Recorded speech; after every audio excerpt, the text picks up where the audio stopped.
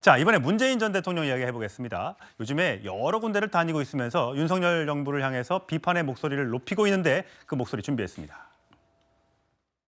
제가 이제 70평생 살면서 여러 정부를 경험해 봤지만 지금처럼 이렇게 못하는 정부는 처음 봅니다.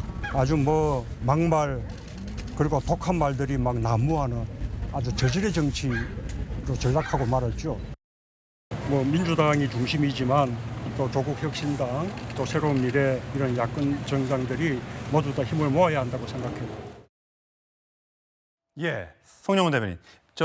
문재인 대통령의 전 대통령의 저 발언. 내가 70평생 살면서 이런 정부는 처음이다. 이 발언을 놓고 이제 국민의힘 지지자들 중에서는 그래서 정권을 우리가 가져온 것 아니냐라는 이제 비판이 나오더라고요. 맞습니다. 정권을 교체해서 5년 만에 다시 교체된 정부는 문재인 정부가 처음 아니겠습니까? 그동안에 우리나라에서는 한 번 정권을 가져오면은 그 다음에는 정권 재창출을 하는 것이 1987년 민주화 이후의 공식이었습니다. 문재인 정부에서 처음으로 그 공식이 깨졌죠. 그런 마당에 이제 저런 말씀을 하실 자격이 있는지 좀 의문이고요. 그 다음에 지금 문재인 전 대통령이 화면에서 보시는 것처럼 계속 선거운동을 같이 다니고 파란색 점퍼를 입고요. 그렇습니다. 총선에 개입을 하고 있는데 저렇게 정치 전면에 등장해서 특정 정파, 특정 진영의 이익에 복무를 하실 거면은 전직 대통령으로서의 예우는 전부 반납하셔야죠. 전직 대통령은 일을 하지 않습니다. 그럼에도 불구하고 국민 세금으로 현역 때 월급 95%를 받고 비서관 3명을 지원받고 운전기사를 지원받고 경호원이 붙습니다. 다 국민 세금으로 합니다. 이걸 왜 예우를 해줍니까? 국가 원로로서 진영을 떠나서 여야를 떠나서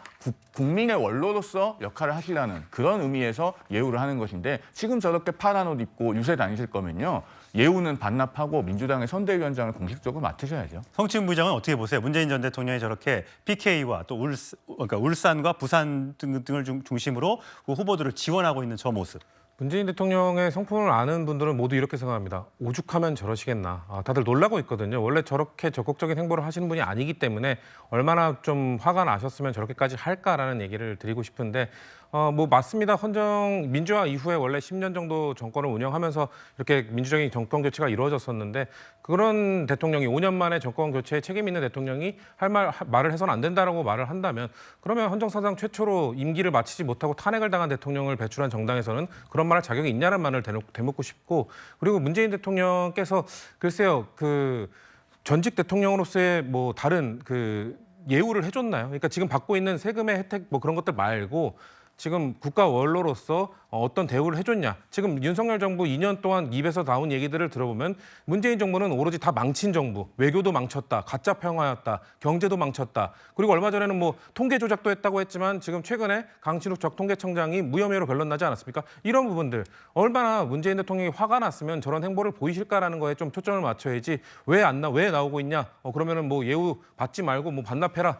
전 그런 기준은 국민이 느끼기에는 공감하기 힘들 거라고 봅니다. 예. 짧게만 좀 반론을 드릴 수 있으면 좋겠는데요. 그 통계청장 관련해서는 지금 김현미 전 국토부 장관, 또 김수현 전 정책실장, 김상조 전 정책실장 전부 다 기소가 되지 않았습니까? 이런 분들이 결국엔 문재인 정부에서 그 폭등한 부동산 가격을 감추기 위해서 통계 조작을 하다가 지금 기소가 된 겁니다. 지금 문재인 전 대통령이 저렇게 선거운동을 다니면서요. 부울경에만 머무르지 수도권을 오질 못합니다. 왜 못 오겠습니까? 오는 순간 문재인 정부에서 폭등했던 그 부동산 가격을 수도권 중도층에게 상기시키는 일이 되겠죠. 그러니까 저런 장면을 볼 때마다 저는 과거에 문재인 전 대통령이 하셨던 말씀처럼 참 민망하다라는 생각이 듭니다. 예, 책방을 열고 책방을 운영하고 있는 문재인 전 대통령. 오늘 박용진 후보 결국 공천을 받지 못했죠. 박용진 의원을 만나서 저렇게 사진을 찍어줬습니다. 그러면서 두 종류의 책을 권해줬다고 합니다. 경제와 관련된 얘기와 하나는 이제 수필집인데,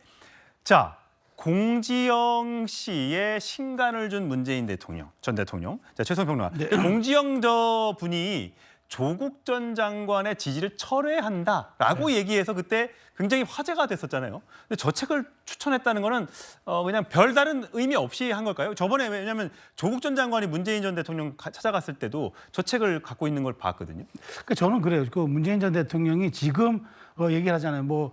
민주당이 잘 됐으면 좋겠지만 조국 혁신은 잘 됐으면 좋겠고 새로운 미래도 잘 됐으면 좋겠다.